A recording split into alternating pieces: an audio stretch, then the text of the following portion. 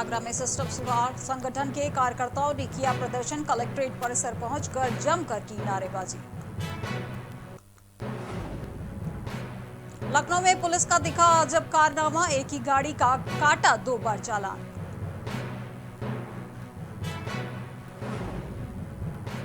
अब घर के पास टीका लगाएगी वैक्सीन वैन, स्वास्थ्य विभाग के 24 वैक्सीन वैन चलाएगा। महाराजगंज में मिशन शक्ति अभियान का आयोजन, महिलाओं को किया गया जागरूक।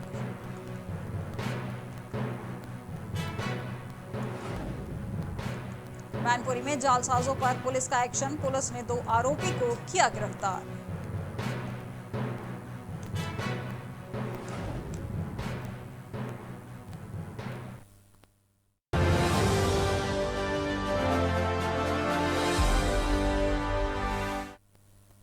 नमस्कार, मैं हूं आपके साथ श्वेता गर्ग और आप देख रहे हैं प्राइम टीवी। आइए नजर डालते हैं उत्तर प्रदेश की कुछ खास खबरों पर।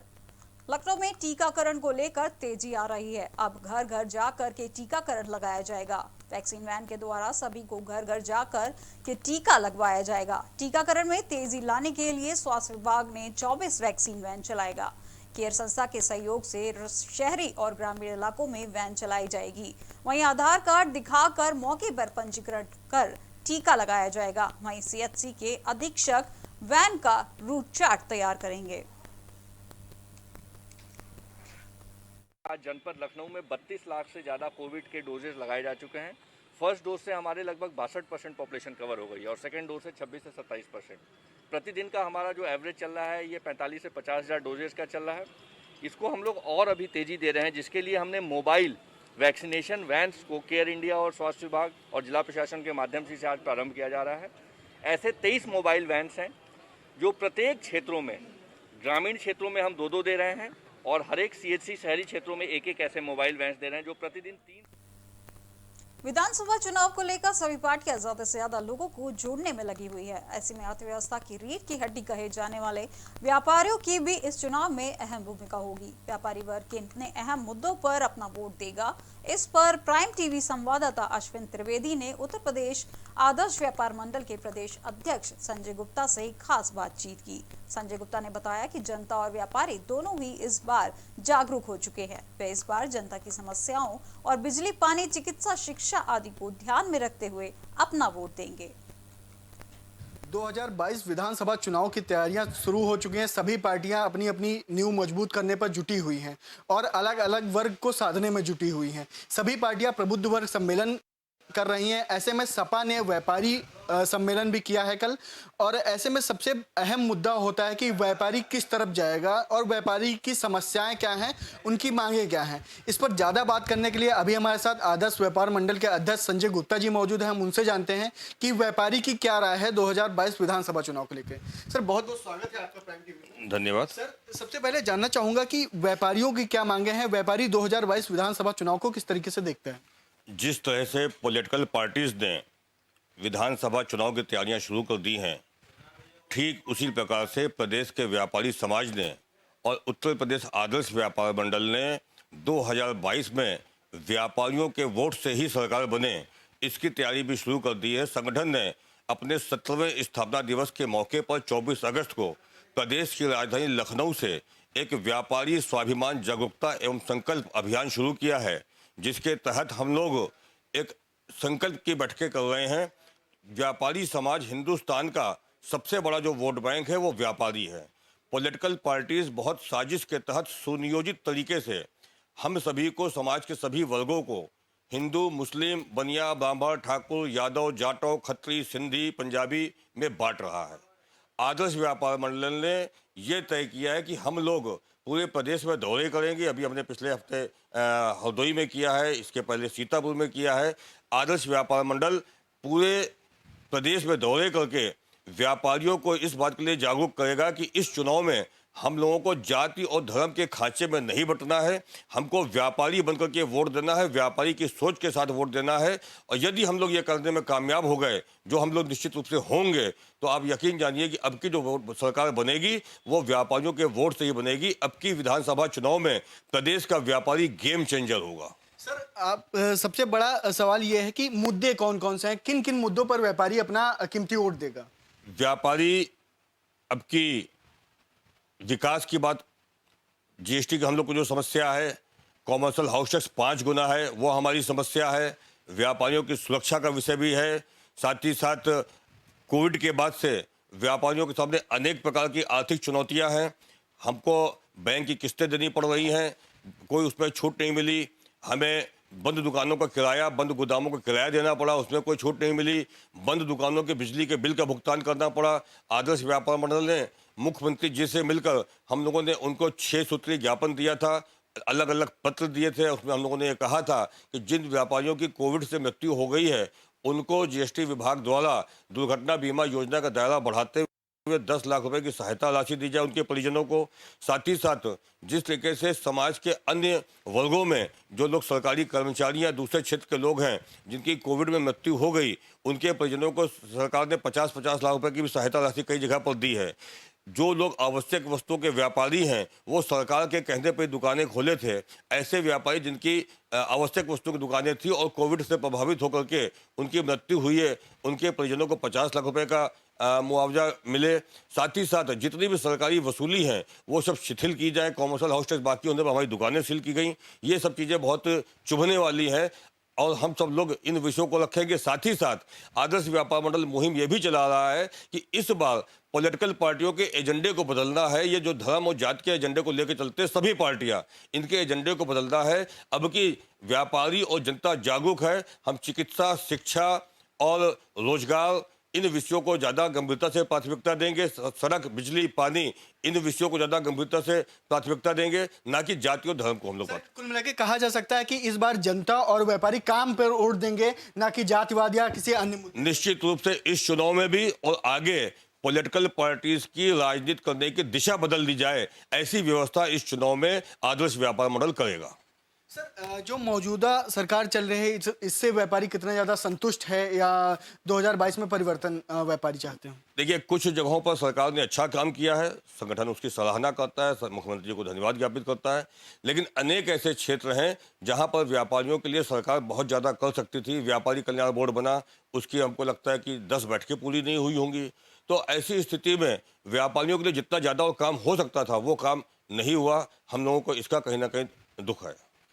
कल सपा ने व्यापारी वर्ग सम्मेलन किया जिसमें कई व्यापारियों को जोड़ा भी गया और उन्होंने ये भी कहा कि जो व्यापारियों की मांगे हैं उनको वो अपने मैनिफेस्टो में शामिल करेंगे। तो इसको किस तरीके से देखते हैं? देखिए, चुनाव का समय आ गया है। सभी दल अपने अपने हिसाब से सभी वर्ग के लोगों को लुभाने का काम करेंगे।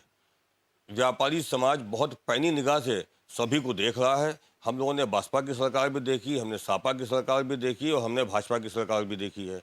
कांग्रेस की तो मान के चलिए 20-25 साल से नहीं है, वो एक अलग विषय है। अब की पुरानी कार्यशैली, वर्तमान कार्यशैली, किए हुए वादों को निभाने के परंपरा, इन सभी चीज़ों को हम लोग ध्यान में रखेंगे। मैनिफेस्टो में लिखना और मैनिफेस्टो का पालन करना दोनों अलग अलग विषय हैं, लेकिन हम लोग वोट देते समय ये बात ध्यान रखेंगे कि कौन अपने वायदे का कितना पाबंद है। जी बहुत बहुत धन्यवाद सर प्राइम टीवी से बात करने के लिए। ये हमारे साथ बात करने के लिए आदर्श व्यापार मंडल के अध्यक्ष संजय गुप्ता जी थे, जिनका साफ तौर पर कहना है इस बार जनता जागरूक है, व्यापारी जागरूक है। व्यापारी एक आम मुद्दों पर वोट देगा, काम पर वोट देगा, ना कि जातिवाद धर्म पर वोट देगा। ऐसे में सर ने बताया कि तमाम ऐसी चीजें हैं जिन पर व्यापारी वोट देगा। पार्टियां चुनाव के समय तमाम तरीके के वादे करती हैं, अपने मैनिफेस्टो में मांगों को शामिल करती हैं, लेकिन वो वादे पूरे नहीं होते हैं। तो इस बार व्यापारी इन सब चीजों को ध्यान में रखते हुए अपना कीमती वोट देगा। Ashwini Trivedi, prime TV, Lucknow. अयोध्या में फिल्मी सीन देखने को मिला है। फिल्मी स्टाइल में चोर और सिपाही दौड़ रहे थे। चोर और सिपाही की दौड़ को देखकर लोग दंग रह गए। बता दें कि खजुराहट रेलवे ट्रैक पर बाइक पर एक तरफ बदमाश सर पर दौड़ लग रहा था और तो वहीं दूसरी ओर अयोध्या पुलिस की सर पर दौड़ रही थी। मामला किसी भी समझ में आता इससे पहले ही बाइक सवार रेलवे ट्रैक पर बाइक छोड़कर 9-11 हो गया और देखते ही देखते मालगाड़ी मोटरसाइकिल को तोड़ते हुए आगे निकल गई। बता दें कि इतना सा ही नहीं है, इस मामले में बदमाश को पकड़ते समय सिपाही को सांप ने काट दिया, जिसके बाद सिपाही अजय सिंह को अस्पताल में भर्ती कराया गया है। पुलिस के हाथ बदमाश तो नहीं लगा, लेकिन बाइक पुलिस ने अपने कब्जे में ले ली है। तो व्यक्ति कोई मोटरसाइकिल ट्रैक के अंदर छोड़कर चला गया। इतनी इन्फॉर्मेशन है। इसके आगे उस मोटरसाइकिल को हटा के क्लियर करके मालगाड़ी आई, स्टेशन क्लियर किया। आरपीएफ ताजनगरी अग्र में आज सिस्टम सुधार संगठन के कार्यकर्ताओं ने कलेक्ट्रेट परिसर पहुंचकर जमकर नारेबाजी की। बता दें कि तहसील एतमादुरपुर के गांव नवलपुर में पर स्थित रोमसन्स कंपनी द्वारा गांव के बम्बे पर अवैध रूप से दीवार लगाकर अतिक्रमण कर लिया गया है। वहीं अंशुमन ठाकुर ने कहा कि लेखपाल पर गलत रिपोर्ट लगाने का भी आरोप लगाया गया है और उनका ये भी कहना है कि पूर्व में इस अतिक्रमण को तहसील अधिकारियों द्वारा हटा दिया गया था, लेकिन इसके बारे में कंपनी द्वारा अतिक्रमण कर लिया गया। और अंशुमन ठाकुर ने प्रशासन को 1 महीने तक के समन की चेतावनी देते हुए कहा कि अगर 1 महीने के अतिक्रमण नहीं हटा तो हम सभी किसान ट्रैक्टर लेकर एमजी रोड पर उग्र आंदोलन करेंगे। 1 महीना टाइम है। 8 अक्टूबर को ट्रैक्टर लेके आ रहे किसान, जो वो ट्रैक्टर ही वो आएंगे जो 10 साल पुराने हुए, जो एनजीटी ने बंद कर दिए हुए। अब हम किसान हैं, हम पे फॉर्चूनर तो है ना, सो फॉर्चूनर पे आएंगे। हमारा यंत्र है ट्रैक्टर, तो एमजी रोड पे 10 साल पुराने ट्रैक्टर देखेंगे कि एमजी रोड की चमचमाती सड़कें गड्ढा हैं कि ना है, जो हवेली देखेंगे, जो वीआईपी ऑफिसें देखेंगे। हम चाहते हैं हमारा समस्या का समाधान हो। लखीमपुर खीरी के मितौली के कस्बा में धार्मिक उन्माद फैलाने की कोशिश की जा रही है। दुधवा सती शिव मंदिर के पुजारी से मारपीट की गई। बता दें कि पुजारी ने आलू व्यापारी पर स्थायी आलू की दुकान लगाने के लिए हवन कुंड तोड़ने का आरोप लगाया था, जिसके बाद आलू व्यापारी ने पुजारी से अमर्यादित भाषा का प्रयोग करते हुए बात की। वहीं इसको लेकर प्रताड़ित पुजारी ने थाना प्रभारी को प्रार्थना पत्र दिया, जिसके बाद दबंग आलू व्यापारी के द्वारा पुजारी को मिजान से मारने की धमकी दी गई। यहाँ लड्डन आए, यहाँ तोड़ने लगे भवन कुंड हमारा, तो मैंने कहा तो हमको गाली दी और मारो, तो मैंने गिर पड़े। 2-4 थप्पड़ मारे हमारे, मैं गिर पड़ा तो हमको होश नहीं रहा।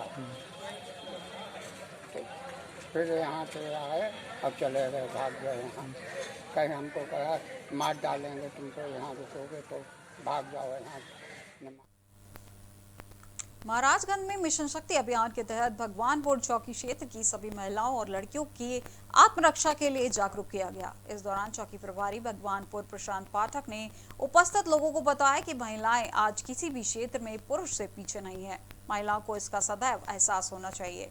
चौकी प्रभारी ने अपने संबोधन में कहा कि इंडो नेपाल बॉर्डर पर स्थित अति पिछड़ा क्षेत्र होने के नाते यहाँ के पिछड़े वर्ग की महिलाएं जानकारी के अभाव में अपने अधिकारों को पहचानने में सक्षम नहीं है, जिसके क्रम में स्थानीय प्रशासन और प्रतिनिधियों के सक्रियता से लगातार मिशन शक्ति कार्यक्रम चलाया जा रहा है और आगे भी यह कार्यक्रम आयोजित कर लोगों को जागरूक किया जाएगा। अयोध्या के बीकापुर कोतवाली क्षेत्र में पुलिस और बदमाशों के बीच मुठभेड़ हो गई। चेकिंग के दौरान मुठभेड़ हुआ, जहां पुलिस टीम और स्वाट टीम पर बदमाशों ने 2 बार फायरिंग कर दिया। वहीं बदमाशों के फायरिंग में एक सिपाही घायल हो गया। जवाबी कार्रवाई में 2 बदमाश भी घायल हो गए। वहीं अंधेरे का फायदा उठाते हुए एक बदमाश मौके से फरार हो गया।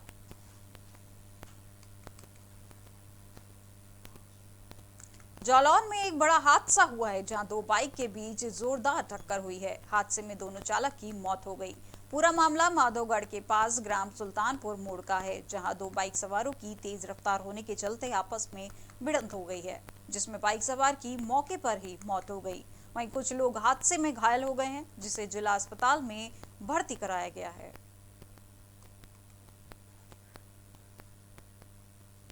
लखनऊ की गोमतीनगर पुलिस का अजब कारनामा देखने को मिला है। थाने में जमा गाड़ी का दोबारा चालान काटा गया। पहला चालान 8:30 बजे शाम को करने के बाद गाड़ी लखनऊ नदी गोमतीनगर थाने में जमा हो गई थी। खास बात तो यह है कि इसके बाद इसी सीजर गाड़ी का दोबारा 3500 का चालान हो गया। बता दें कि डॉक्टर विबोर महेंद्र का सीज गाड़ी का थाने में दोबारा चालान काटा गया।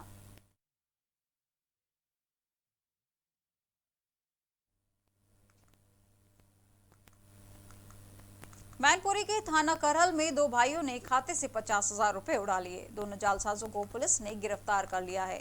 बता दें कि एसपी अशोक कुमार राय ने मामले की जांच साइबर सेल को सौंपी थी। वहीं जांच के दौरान पता चला कि गांव निटावली के निवासी गौरव कश्यप और उसके भाई सत्येंद्र कश्यप ने शिकायतकर्ता के खाते को पेटीएम से जोड़कर नकदी पार की थी। पुलिस ने दोनों आरोपियों को मोबाइल फोन सहित गिरफ्तार कर जेल भेज दिया है।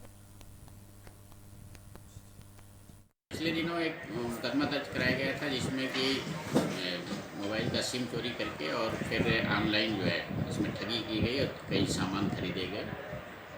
तो इसमें जांच की गई, सर्विलांस शाखा साइबर सेल के भी लगाया गया था और इसमें 2 अभियुक्त गौरव और सत्येंद्र ये दोनों पकड़े गए हैं और इसे ठगी मोबाइल मिला है, साथ में फिर जो सामान इन्होंने ऑनलाइन। उत्तर प्रदेश की अब तक की खबरों में बस इतना ही और अधिक खबरों के लिए देखते रहिए प्राइम टीवी। नमस्कार।